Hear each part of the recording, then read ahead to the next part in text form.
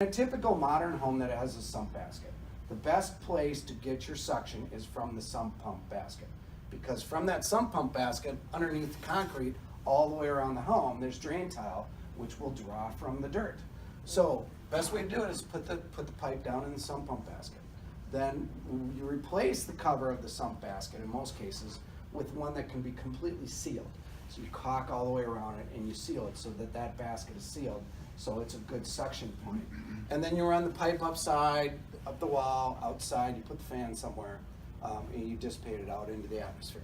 If you don't have a sump pump installed, I would recommend put a pump in there while you're at it, because even if you live in the sandy soils of Isani County, you could potentially get water in your basement. When it comes to a sump pump, it's always better to have it and not need it than need it and not have it. So put in a sump pump in the process.